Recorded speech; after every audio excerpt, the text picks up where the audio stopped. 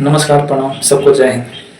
आज मैं कहानी सुनाने जा रहा हूँ जो इस पे आधारित है। किसी को अपने को कमज़ोर नहीं समझना चाहिए या किसी को अपने को कम नहीं आंकना चाहिए। तो एक जंगल था, उसमें बहुत सारे जानवर रहते थे। उसी में एक बंदर भी रहता था। एक ही बंदर था। उसका दिनचर्या था सुबह में उठना, पेड़ पौधों पे कूदना। बस अब अकेले करे तो क्या करें। और दूसरे जानवरों को बोलते रहता था तुम ऐसे हो, मतलब दूसरे जानवरों को नीचा दिखाते रहता था। और फिर जो बड़े बड़े जानवर थे उनके तरह बनने की कोशिश करता था।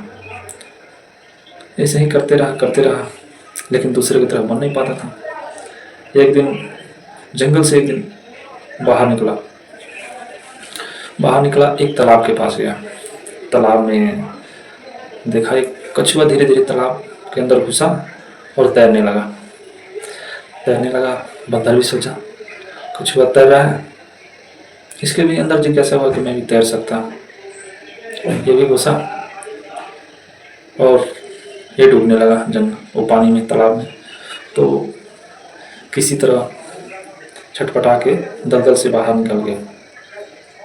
फिर वो वापस जंगल में आ गया।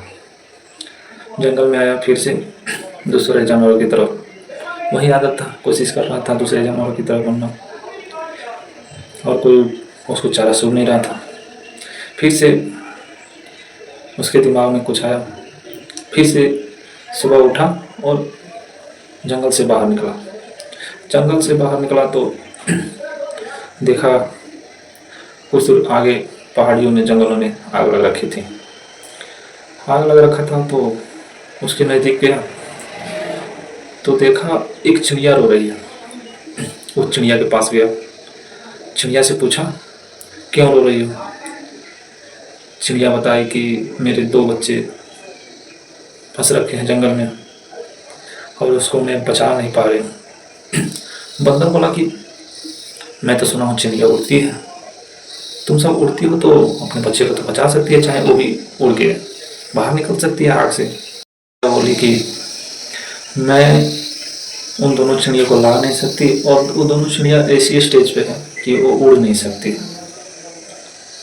बंदर अंदर से बोला अब मुझे इसे बचाना ही होगा। फिर से बंदर